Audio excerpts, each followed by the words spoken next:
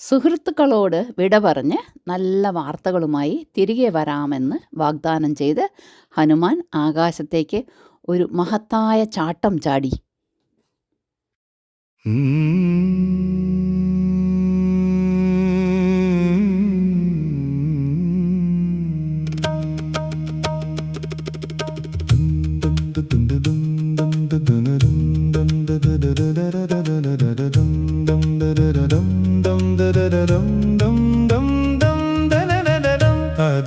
അതാകാശത്തിൽ വായുനന്ദനൻ, അതാകാശത്തിൽ വായുനന്ദനൻ,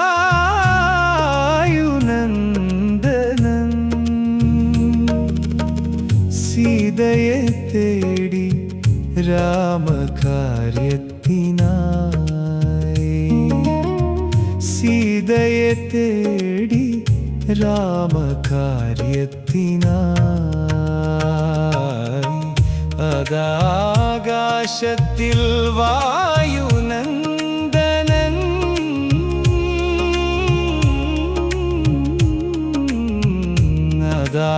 അതാകാശത്തിൽ വായുനന്ദനൻ.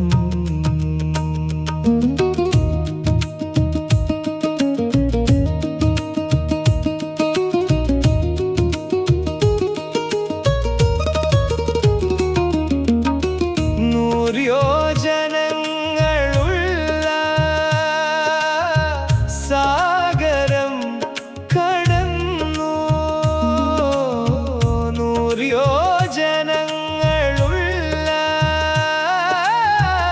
സാഗരം കടന്നു, അതാകാശത്തിൽ വായുനന്ദനൻ,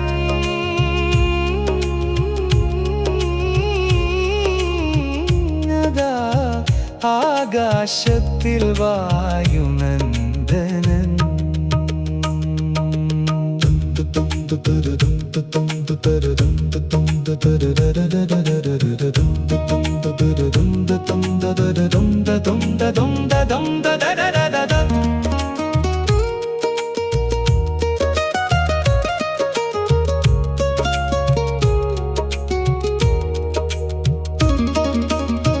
ലങ്കയിലെത്തി വായുനന്ദനൻ,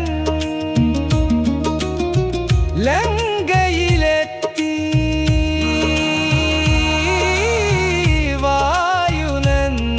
വായുനന്ദനൻ, അതാകാശത്തിൽ വായുനന്ദനൻ,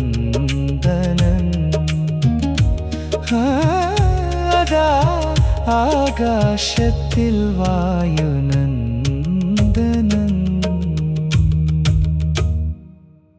സമുദ്രത്തിന് മുകളിലൂടെ പറന്നു പോകുമ്പോൾ സമുദ്രദേവനായ സമുദ്രന് ഹനുമാനെ സഹായിക്കണമെന്ന് തോന്നി. അദ്ദേഹം തൻ്റെ സുഹൃത്തായ മൈനാക പർവ്വതത്തോട് ഹനുമാന് വിശ്രമിക്കാൻ ഒരു അവസരം നൽകാൻ അഭ്യർത്ഥിച്ചു. മൈനാക പർവ്വതം സമുദ്രത്തിൽ നിന്ന് ഉയർന്നു വന്ന് പറഞ്ഞു, "ഓ ഹനുമാനേ, ദയവായി കുറച്ചുനേരം ഇവിടെ വിശ്രമിക്കൂ, അതിനുശേഷം ലങ്കയിലേക്ക് യാത്ര തുടരാം." ഹനുമാൻ പറഞ്ഞു, "ഓ മൈനാക, നിങ്ങളുടെ സ്നേഹത്തിന് വളരെ നന്ദി. പക്ഷേ എനിക്ക് ഇപ്പോൾ വിശ്രമിക്കാൻ കഴിയില്ല. ഞാൻ ശ്രീരാമൻ്റെ ദൗത്യം നിർവഹിക്കുകയാണ്. അതിനാൽ ഒരു നിമിഷം പോലും പാഴാക്കാൻ എനിക്ക് കഴിയില്ല. എന്നിരുന്നാലും നിങ്ങളുടെ സ്നേഹവും കരുതലും ഞാൻ ആദരിക്കുന്നു." അങ്ങനെ പറഞ്ഞ് ഹനുമാൻ മൈനാക്കൻ്റെ തോളിൽ സ്നേഹപൂർവ്വം ഒന്ന് തട്ടി തൻ്റെ യാത്ര തുടർന്നു. ഹനുമാൻ്റെ ദൃഢനിശ്ചയം എത്രത്തോളമാണെന്ന് അറിയാൻ ദേവന്മാർ അദ്ദേഹത്തെ പരീക്ഷിക്കാൻ തീരുമാനിച്ചു. അതിനായി അവർ സിംഹിക എന്ന ദിവ്യശക്തിയുള്ള ഒരു സ്ത്രീയെ അയച്ചു. സിംഹിക പറഞ്ഞു, "ഓ ഹനുമാനേ, എനിക്ക് വിശക്കുന്നു. നീയാണ് എൻ്റെ ആഹാരം. ഞാൻ നിന്നെ ഭക്ഷിക്കും. ബ്രഹ്മദേവൻ എനിക്ക് ഒരു വരം നൽകിയിട്ടുണ്ട്. അതിനാൽ എന്നെ തടയാൻ നിനക്ക് കഴിയില്ല." ഹനുമാൻ ഒരു ബുദ്ധിപരമായ മാർഗം ആലോചിച്ചു. സിംഹിക വായ തുറന്നപ്പോൾ ഹനുമാൻ തൻ്റെ രൂപം ഒരു പെരുവിരലിൻ്റെ വലുപ്പം മാത്രമാക്കി ചെറുതാക്കി അവളുടെ വായ്ക്കുള്ളിൽ പ്രവേശിച്ചു. ഉടൻ തന്നെ പുറത്തേക്കും വന്നു. അപ്പോൾ ഹനുമാൻ പറഞ്ഞു, ഓ സിംഹികേ, ബ്രഹ്മദേവൻ നൽകിയ വരത്തെ ഞാൻ മാനിച്ചു. ആഹാരമായി ഞാൻ നിന്റെ വായ്ക്കുള്ളിൽ പ്രവേശിച്ചു. എന്നാൽ ഇപ്പോൾ ഞാൻ പുറത്തു വന്നിരിക്കുന്നു. ഹനുമാന്റെ മറുപടിയിൽ സിംഹിക സന്തുഷ്ടയായി. അവൾ ഹനുമാനെ അനുഗ്രഹിച്ചു. അപ്പോൾ ദേവന്മാർ ഹനുമാന്റെ മേൽ പുഷ്പവൃഷ്ടി നടത്തി. അങ്ങനെ ഹനുമാൻ തൻ്റെ യാത്ര വീണ്ടും തുടർന്നു.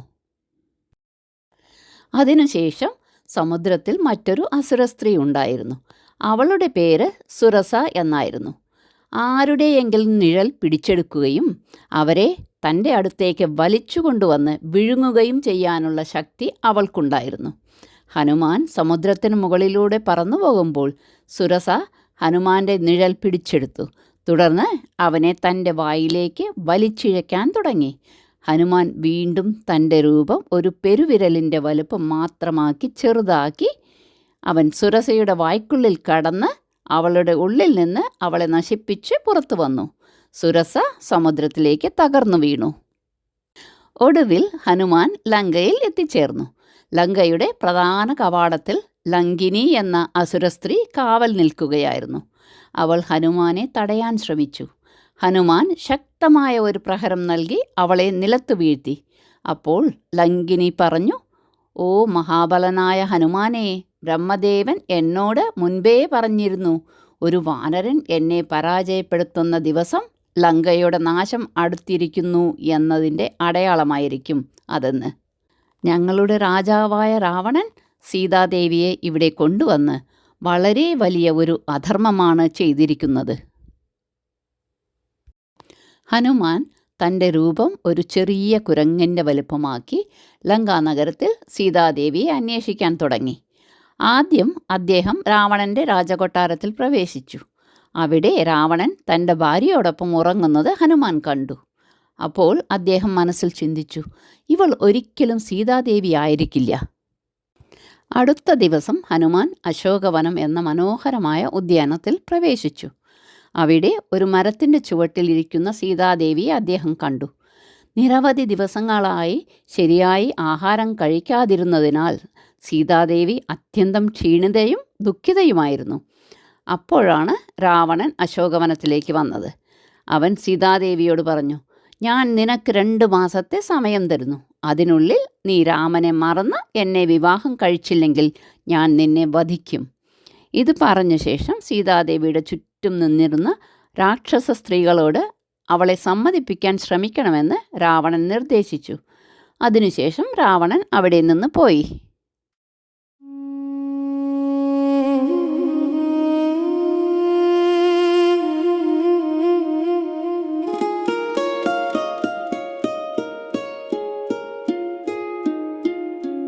ഞാൻ മാതാവിനെ കണ്ടുവേ രാമ,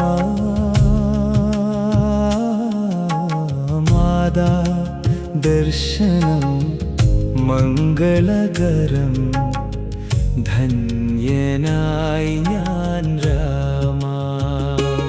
ഇന്ന് സീതാ ദർശന ഭാഗ്യം ലഭിച്ചു, ധന്യനായി ഞാൻ രാമ. രാമകാര്യം സഫലമായി, ധന്യനായി ഞാൻ രാമ. ജാനകി വനത്തിൽ വസിക്കുന്നു രാമ, മനം നിനക്കായി നിൽക്കുന്നു രാമ. ജാനകി വനത്തിൽ വസിക്കുന്നു രാമ, മനം നിനക്കായി നിൽക്കുന്നു രാമ. ഞാൻ മാതാവിനെ കണ്ടുവേ രാമ, മാതാ ദർശനം മംഗളകരം, ധന്യനായി ഞാൻ രാമ. ഇന്ന് സീതാ ദർശന ഭാഗ്യം ലഭിച്ചു, ധന്യനായി ഞാൻ രാമ. രാമകാര്യം ഫലമായി ധന്യനായി ഞാൻ രാമ. ആരും സമീപത്തില്ലാതിരുന്നപ്പോൾ ഹനുമാൻ നിശബ്ദമായി സീതാദേവിയുടെ അടുത്തേക്ക് ചെന്ന് പറഞ്ഞു, അമ്മേ, ഞാൻ ഹനുമാനാണ്. ശ്രീരാമൻ എന്നെ അങ്ങയുടെ അടുത്തേക്ക് അയച്ചതാണ്. സീതാദേവിക്ക് ആദ്യം സംശയം തോന്നി. ഹനുമാൻ രാവണൻ്റെ ആളായിരിക്കുമോ എന്ന് അവർ വിചാരിച്ചു. അപ്പോൾ ഹനുമാൻ ശ്രീരാമൻ നൽകിയിരുന്ന മോതിരം സീതാദേവിയെ കാണിച്ചു. അത് കണ്ടപ്പോൾ സീതാദേവി പറഞ്ഞു, ഓ ഹനുമാനേ, രാവണൻ വേഷം മാറി വന്ന് എന്നെ വഞ്ചിച്ച് തട്ടിക്കൊണ്ടുപോവുകയായിരുന്നു. ശ്രീരാമൻ ഇവിടെ വന്ന് രാവണനെ പരാജയപ്പെടുത്തി എന്നെ തിരികെ കൊണ്ടുപോകണമെന്നാണ് എൻ്റെ ആഗ്രഹം. ഈ ചൂടാമണി നീ ശ്രീരാമന് കൊടുക്കൂ. ഇത് കണ്ടാൽ അദ്ദേഹം എന്നെ തിരിച്ചറിയും. സീതാദേവിയെ ഭക്തിപൂർവം വണങ്ങിയ ശേഷം ഹനുമാൻ അവിടെ നിന്ന് യാത്രയായി. തിരിച്ചു പറക്കാൻ ഒരുങ്ങിയപ്പോൾ രാവണന് ഒരു സന്ദേശം നൽകണമെന്ന് ഹനുമാൻ തീരുമാനിച്ചു. അതിന് അദ്ദേഹം ഒരു ബുദ്ധിപരമായ പദ്ധതി ആലോചിച്ചു. ഞാൻ ഇവിടെ വലിയ നാശനഷ്ടങ്ങൾ ഉണ്ടാക്കിയാൽ രാക്ഷസ സൈനികർ എന്നെ പിടിച്ച് രാവണൻ്റെ അടുത്തേക്ക് കൊണ്ടുപോകും. അപ്പോൾ എനിക്ക് എൻ്റെ സന്ദേശം നേരിട്ട് അവനോട് പറയാൻ കഴിയും എന്ന് ഹനുമാൻ ചിന്തിച്ചു. അങ്ങനെ അദ്ദേഹം മരങ്ങൾ പിഴുതെറിഞ്ഞ് എല്ലായിടത്തും നാശം വിതയ്ക്കാൻ തുടങ്ങി. ഇത് കണ്ട രാക്ഷസന്മാർ ഭയന്ന് ഉടൻ തന്നെ രാവണനെ വിവരം അറിയിച്ചു. രാവണൻ അനേകം സൈനികരെ ഹനുമാനെ പിടികൂടാൻ അയച്ചു. എന്നാൽ അവരിൽ ഒരാൾക്കും ഹനുമാനെ പരാജയപ്പെടുത്താൻ കഴിഞ്ഞില്ല. അതിനുശേഷം രാവണൻ തൻ്റെ പുത്രനായ ഇന്ദ്രജിത്തിനെ അയച്ചു. ഇന്ദ്രജിത്ത് അതിശക്തനായ ഒരു യോദ്ധാവായിരുന്നു. ഒരിക്കൽ അദ്ദേഹം ഇന്ദ്രദേവനെ പോലും പരാജയപ്പെടുത്തിയിരുന്നു. അതുകൊണ്ടാണ് അദ്ദേഹത്തിൻ്റെ യഥാർത്ഥ പേര് മേഘനാഥനായിരുന്നിട്ടും ഇന്ദ്രജിത്ത് എന്ന പേര് ലഭിച്ചത്. ഇന്ദ്രജിത്ത് ഹനുമാനെ ബന്ധിക്കാനായി ബ്രഹ്മാസ്ത്രം പ്രയോഗിച്ചു.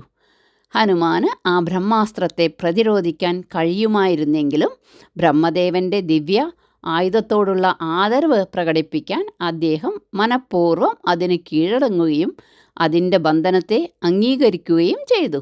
തുടർന്ന് രാക്ഷസന്മാർ ഹനുമാനെ ബന്ധിച്ച നിലയിൽ രാവണൻ്റെ രാജസഭയിലേക്ക് കൊണ്ടുപോയി. ഹനുമാൻ തൻ്റെ ബന്ധനങ്ങൾ സ്വയം അഴിച്ചുമാറ്റി. രാവണൻ അദ്ദേഹത്തിന് ഇരിക്കാൻ ഒരു ഇരിപ്പിടവും നൽകിയില്ല. അപ്പോൾ ഹനുമാൻ തൻ്റെ വാൾ ചുരുട്ടി അതുകൊണ്ട് ഉയർന്നൊരു ഇരിപ്പിടം നിർമ്മിച്ച് അതിലിരുന്നു. ശേഷം ഒരു ദൂതൻ്റെ നിലയിൽ അദ്ദേഹം രാവണനോട് പറഞ്ഞു, ഓ രാവണ, സീതാദേവിയെ ശ്രീരാമന് തിരികെ ഏൽപ്പിക്കൂ. അങ്ങനെ ചെയ്താൽ നിന്റെ ജീവനും നിന്റെ രാജ്യവും രക്ഷപ്പെടും. ഇത് കേട്ട രാവണൻ അത്യന്തം രോഷാകുലനായി. അവൻ തൻ്റെ കാവൽക്കാരോട് ഹനുമാനെ വധിക്കാൻ കൽപ്പിച്ചു.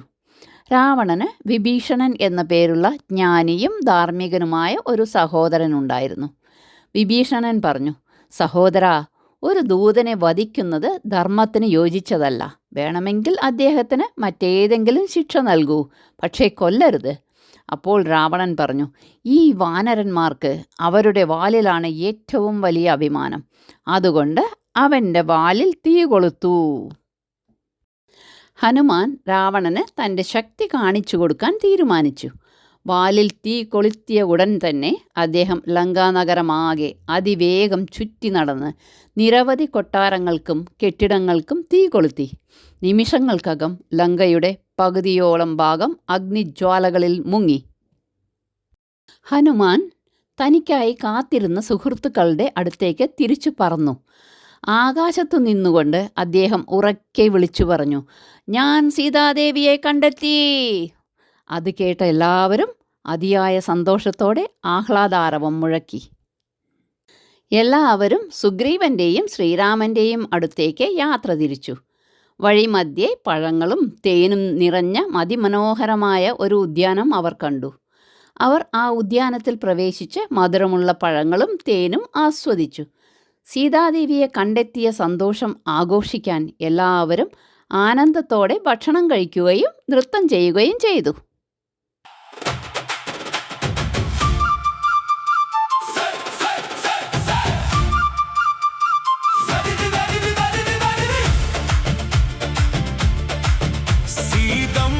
അമ്മയുടെ ദർശനം ഇന്നായി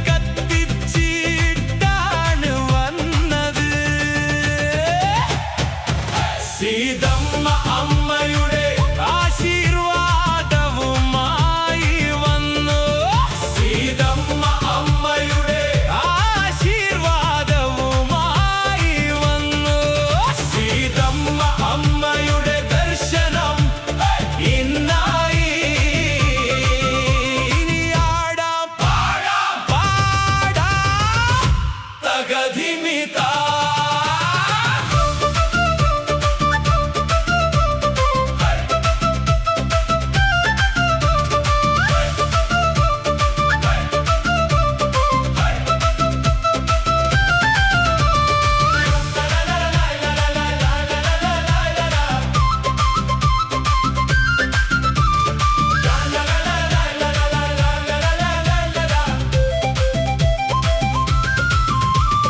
രാമയ്യയുടെ അടുക്കൽ നാളെ പോകാം. ഇന്ന് മധുവനത്തിൽ നമ്മുടെ ആഘോഷം. ഇനിയാടാം പാടാം പാടാം തകധിമിതാ. രാമയ്യയുടെ അടുക്കൽ നാളെ പോകാം. ഇന്ന് മധുവനത്തിൽ നമ്മുടെ ആഘോഷം. ഇനിയാടാം പാടാം പാടാം തകധിമിതാ.